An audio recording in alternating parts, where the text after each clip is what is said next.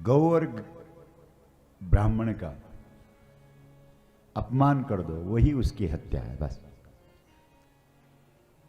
और जो आज गौ माता का अपमान इस देश में पशु के दायरे में रख करके किया जा रहा है, उसका हम घोर विरोध करते हैं और उसी लड़ाई को पूरे देश में लड़ रहे हैं। ठीक है जगमोहन, साथ में हो कि नहीं?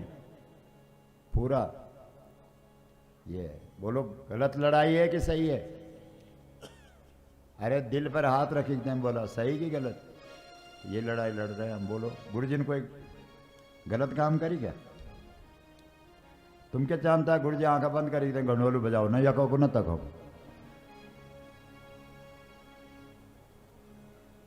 ये लड़ाई है, ये गौ माता के सम्मान की लड़ाई है। और पूरे देश के सनातनियों का आह्वान करते हैं हम, इस लड़ाई में आ जाओ। योद्धा कहलाओगे, वीर कहलाओगे, जीत जाओगे तो धरती भारतवर्ष को स्वर्ग बना दोगे। और अगर काम करते करते चले जाओगे तो स्वर्ग में ही जाओगे, उससे नीचे कहीं रुक नहीं पाओगे। ठीक है, इतना बड़ा काम है। गौ का अपमान, मूल अपमान क्या है? पशु। मूल, हमने जड़ को पकड़ा है।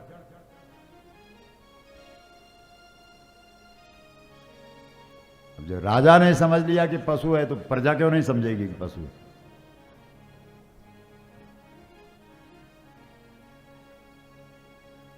पशवो न गावा, इसलिए अश्वत्थामा का अपमान किया गया, उसको वहां से निकाल दिया गया। उसके बाद उसने ब्रह्मास्त्र चलाया, उसके बाद श्री कृष्ण की शरण में अर्जुन आया, फिर दोनों ब्रह्मास्त्रों को वापस लिया। उसके बाद भगवान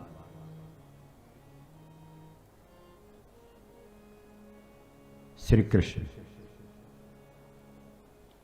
अपनी बुआ के पास जाते हैं। कौन है उनकी बुआ? कुंती, कुंता माता, पांडवों की मां। और जब उसके पास जाकर के बोलते हैं कि आपको क्या चाहिए, दक्षिणा क्या दूं? उन्होंने कहा मुझे दुख देना। विपदा संतुना,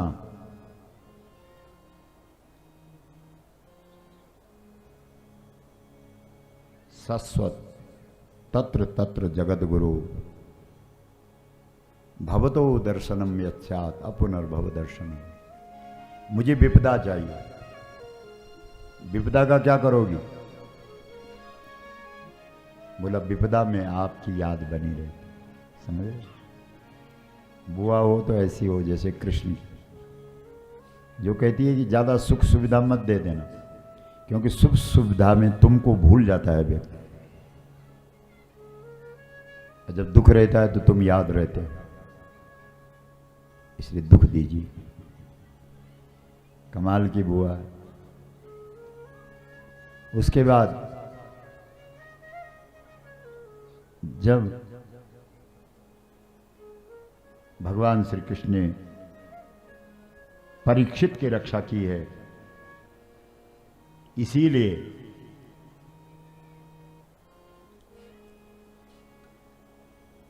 परीक्षित जब जन्म लेता है, पैदा होता है, तो परितः इक्षिता, चारों तरफ देखता है कि वो भगवान कहाँ है जिसको मैंने मां के गर्भ में देखा। इसलिए हम लोग भी जब मां के गर्भ में होते हैं तो स्मरण ज्ञान बना रहता है, लेकिन जैसे ही पैदा होते हैं वैसे ज्ञान खत्म हो जाता है। फिर हम और चीज़ घूमने लग जाते हैं, ढूंढने लग जाते हैं, और जिसको ढूंढना है उसे भूल जाते हैं। तो ये उसके बाद भगवान भीष्म के पास आते हैं। भीष्म सबसे वृद्ध है, और भीष्म कहाँ है? बाणों के बिस्तर पर। कहाँ है बोलो? हर एक बूढ़ा आदमी, चाहे बुढ़िया हो या बूढ़ा हो, उसके लिए घर में बिस्तर कम और बाण ज्यादा होते हैं। बोलो, बुढ़ी मर्दी भी नहीं, रात भर खांसी करी करी के परेशान। वैसे जगमोहन आपकी माता वृंदा जी तो बहुत है, तो तुलसी थी खास।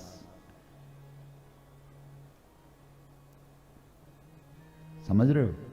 क्योंकि जो बूढ़ा जो बुढ़िया ज़्यादा तंग करेंगे उनके लिए घर वालों के पास फिर कौन सा बिस्तर होता है? बाण। और बाण कोई अलग से नहीं लाना पड़ता है। क्या बन जाता है बाण? बाणी। जो कठोर शब्द हैं वही बाण बन जाते। और मृत्यु के लिए भी पुण्य चाहिए। बिना पुण्य के आदमी मर भी नहीं सकता। 10-10, 15-15 साल हो गए और लटके हुए। एक माता जी थी 104 साल की, ध्यान से सुनो, पवित्रा नाम, जौनपुर में।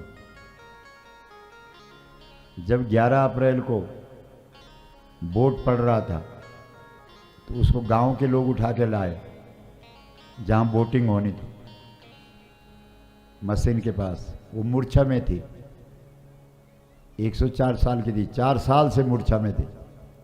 और जबरदस्ती उसको हिलाया और उसका हाथ गाय वाले बटन पर पड़ गया और वो दब गया। और माता जी उसी समय ऊपर चली गई। बोलो गौ माता जय। ये प्रमाण है हमारे। बोलो। एक अंगूठा भी अगर गाय के लिए तुमने थोड़ा सा टच भी कर दिया ना, कण मात्र भी थोड़ी सी भी काम कर दिया ना गाय के लिए, धन्य हो जाएगा जी। इसलिए इधर उधर क्यों भटके हुए हो? क्यों भटक रहे हो? सनातन धर्म की जड़ तो गाय है। गाय को पकड़ लो, सब पकड़ में आ जाएंगे। रामकृष्ण तो तुम्हारे पीछे पीछे आएंगे, तुम्हारे घर के पहरेदार बनकर के खड़े रहेंगे। हाँ, सच है। गाय को मत छोड़ो।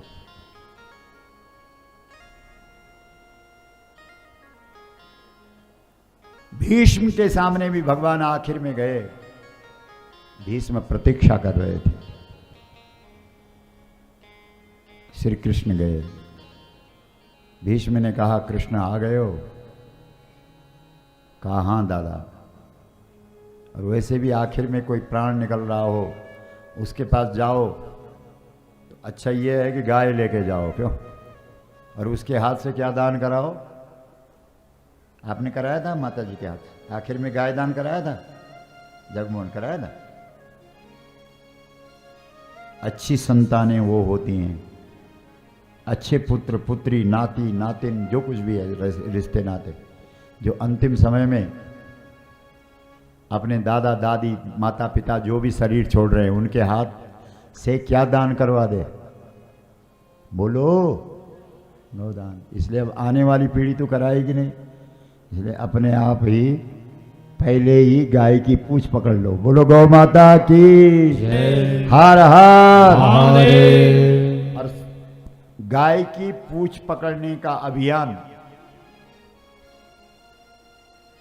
इतना द्रुत गति से और इतना बड़े स्तर पर आजादी के बाद बहुत कम स्वामी करपात्री जी ने चलाया था। करपात्री जी। हर व्यक्ति के हाथ पर गाय की पूंछ पकड़ाने का संकल्प था।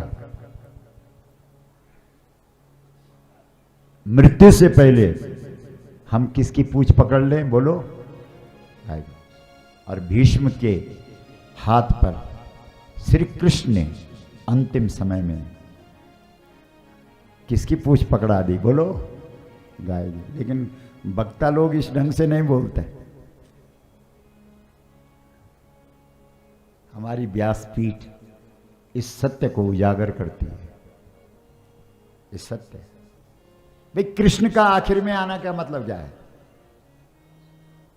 सोचो ना, कृष्ण किस वाला है? गाय वाला है।